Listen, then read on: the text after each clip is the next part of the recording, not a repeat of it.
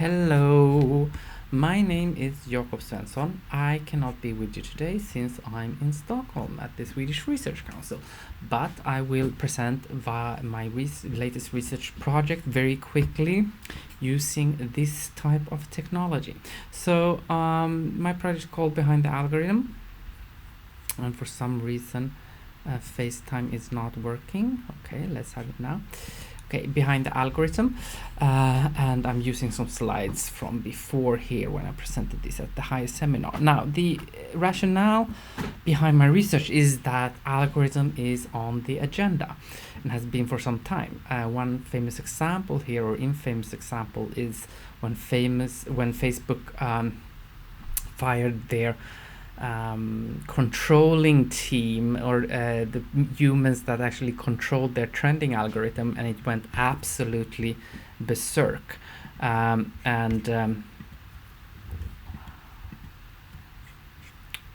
let's see if this is working.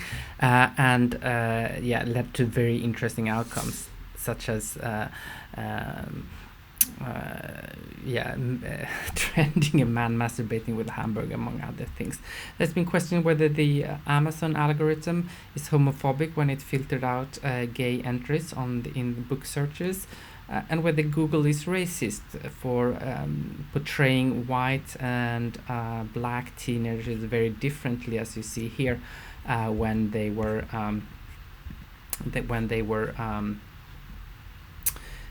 when you search for teenagers. You had happy teenagers if you search for white teenager, and when you get these mugshots when you search for black teenagers. Then we have another funny example, well, funny but infamous example is Microsoft chatbot Tay, and when it was launched within 24 hours it turned to racist and inflammatory language, as in this example here, as you see on the screen. And this was within 24 hours, so it very quickly. Rumor says that Anonymous hacked it, started to feed it with this kind of language, so it started to reproduce it. We don't know. And then we have gender stereotypes in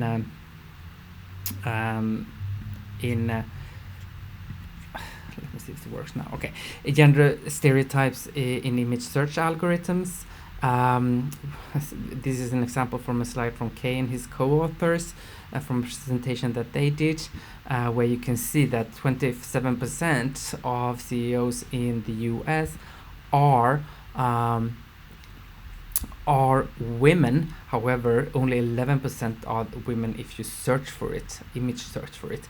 And then you have image recognition algorithms, where you see examples of black people not being recognized as a human but as gorillas, which has also made some stir. Within activism, there has been issues whether Twitter has censored Occupy Wall Street for not trending their activities, and then people have also recognized that there are huge differences between the trending algorithms between Facebook and Twitter. For example, in 2014, when Twitter was trending, a lot of stuff that was happening with this, as you can see here, the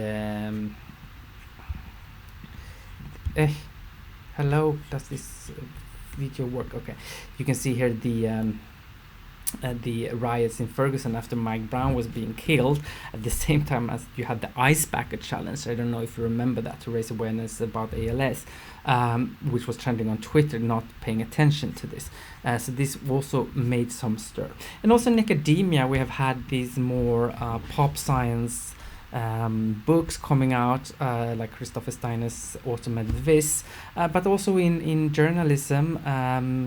Van Dalen, DeVito, and others have argued that algorithms are replacing journalists and editors, etc. We know that Facebook is #1 source of news about government and politics among young people, and we also know that algorithms are responsible for selecting all types of information that reaches us, which has consequences for the shaping of our social and economic life. And there has been a lot of books about this, as you can see. references I have here. And there is Zeynep Tufekci. She even argues that algorithms may even influence election results. Because of a lot of different things. And then of course the infamous example of Cambridge Analytica, maybe which kind of underlines what Tufekci was saying here, where we've seen that that you can use this type, you can use algorithmic type of information for political purposes.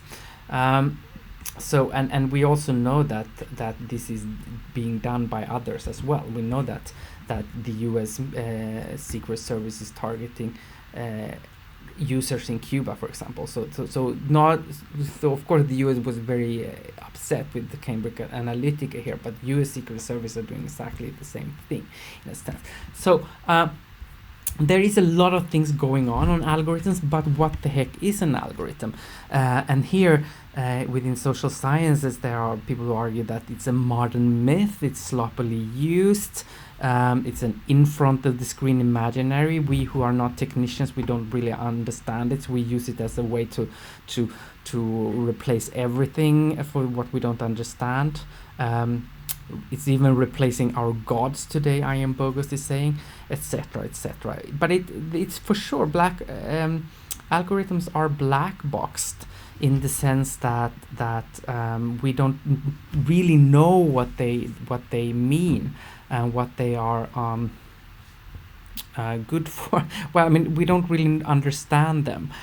So then everything that we don't really understand, we say it's the algorithm, especially if we're working in front of the screen. This is what Robin Manselchi is writing about in her very interesting book here. So there is this idea, I mean, it's that we don't really understand algorithms. At the same time, we tend to blame everything that goes wrong on the algorithm.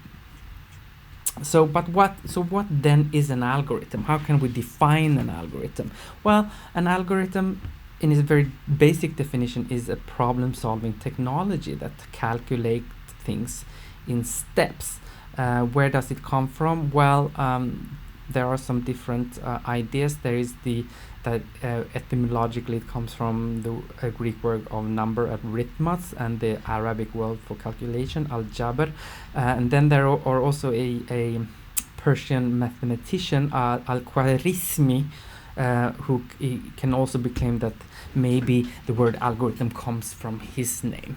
But I understand in my project here algorithms as a process consisting of different steps. Input, I mean the designing and programming, which is often based on problems that needs to be solved. And then, of course, the different types of calculation, which can be very different types, what the algorithms actually do. They can weigh, sort, rank, profile users. And this leads then to some sort of outcome. And this is often what we see. We see often only the outcome, not really... I mean, maybe we can start to understand the calculation step here, but not really the input step. And this is where my research is focusing on the people behind the algorithm, how this input step, because this input here is of course done by programmers and software engineers. And by the way, this is my favorite definition of an algorithm by Maltesiewicz, who defined them as computational artifacts. Because they're computational, but they're also artifacts. They are, in a sense, man-made. And very importantly here, in order to understand algorithm, is also the context in which they are used. And I called it, well, I mean, we talk about big data today. I'm not very fond of this term, but more than its size, big data is data that can be searched, aggregated, and triangulated with other sets of data. And this is connected to the increasing storage facility and the speed, I mean the increasing processor increased capabilities that has come with recent computer development. So this is very important. But perhaps I prefer the terminology trace data here of thick data or perhaps computational data. This is not all type of data we have here. It's a very particular type of data that are made available to be calculated on. And this then leads to what, I'm not sure about how I'm gonna term this, but if we look at these different steps, this is of course very crude understanding this map here that I'm doing. But if we look at these 3 steps here, we have the input step, the calculation, and the output. And then if we're using Robin Mansell's model here of behind the screen and in front the screen, what we see is only the output. We only see what is going on. For example, when we search for 3 black teenagers, we get the output here. But what is really going on here? What is the input? And first of all, what is the problem that is supposed to be solved? Well, in the term of Google, we know that they try to sell stock photography, connect buyers and sellers of stock photography.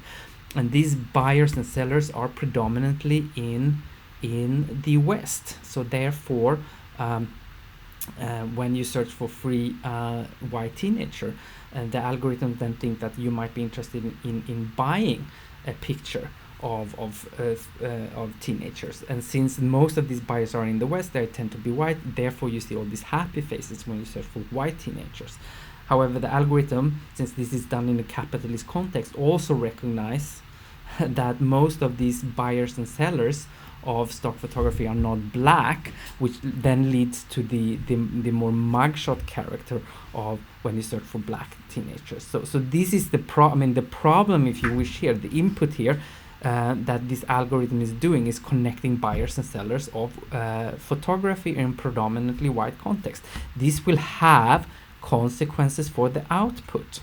And instead of just saying that, oh no, we are not racist, as Google did, is the algorithm is racist, maybe we need to look upon this. What are the context? What are the problems that they are designed to solve? So this then leads to, well, okay, and of course there is also, I can say that there is this allure. Oh, where did it go? There is this allure of neutrality. There is this idea that data can speak for itself, that algorithms are neutral, there is no human hands there, they're calculating in a fair and accurate manner, they deliver results with an allure of detachment, etc., etc., etc. And this is also part of the corporate branding of algorithms.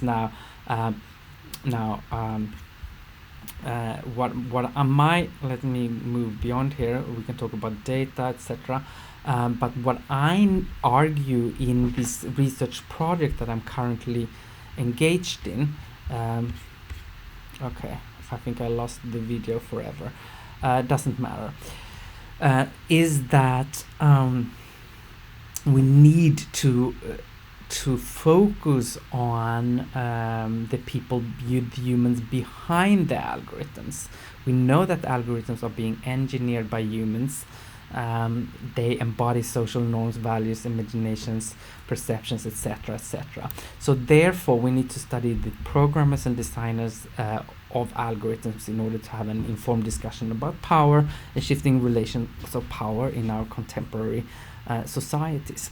So what do we then know? What do we then know about the humans behind algorithms in our society today? Well, this picture here is from the show Silicon Valley. I don't know if you have seen it, but as you can see here, it's incredibly, if you look at Silicon Valley, it's incredibly white and male. Okay, there are some Asians, but incredibly white and male.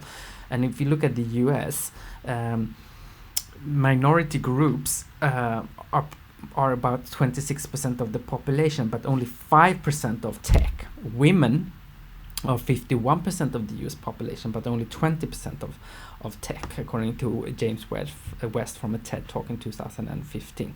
So maybe then we start to understand why face recognition algorithms then do not recognize black people as humans, if they have not been engineered by black people, or if they have not been trained on data because these programmers and designers, they often train the algorithms on themselves.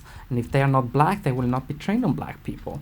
And also, image search algorithms would probably be less gender biased if more women were involved. And of course, there is also a whole culture behind algorithms, which is important to understand. There is this hacker culture, hacker ethics. There is a whole, I mean, for those of you who know the United States, there is this whole hippie West Coast ethos to the early programmers. Steve Jobs, etc. Even though we can argue that maybe these hippies in West Coast have now become the huge corporations they once were trying to combat by moving to the West Coast and growing their organic foods and starting to program. But there is also this hacker culture ethics, which is interesting. In one of my interviews, talk about this, that trying to make things work, trying to build things from just small building blocks. And many, I mean, almost all of them programmers I've interviewed so far played with Lego when they were kids, for example. Yes, so this is important to recognize as well. So my research question that I'm seeking to answer in this project is what logical combination of logics informs the practices of designing and programming algorithms. So this, and I'm conducting 2 studies, one interview studies with software engineers, programmers, designers, etc. And also I'm studying a particular news organization in Sweden, a particular algorithm. So there I will look at the power play behind the algorithm when it comes to a specific algorithm, and that is the news ranking algorithm. So this is of course important, and it's also important to look at, as I said, the problem. What designers and algorithm software engineers are doing is often trying to solve a problem. So we need to look at what is the problem that these algorithms are supposed to solve. For example, the Google algorithm, their problem is not to create a more just, less xenophobic, racial profile world. The problem is to connect buyers and sellers of stock photography, and this then has a consequence on the output. I mean, for example, who formulates the questions, problems, and how, in what context? We know that we live in a capitalist commercial society, and these companies, Google, Facebook, etc., are commercial. So this, of course, plays a large role. Okay, so I have some preliminary result, but I don't have time to talk about that. You can, of course, contact me if you're interested in the project, and I'll probably see you in the program sometimes. Sorry for the mishaps with the technology. It always happens. I still hope you got a little bit of an insight in my project. Okay, take care and goodbye.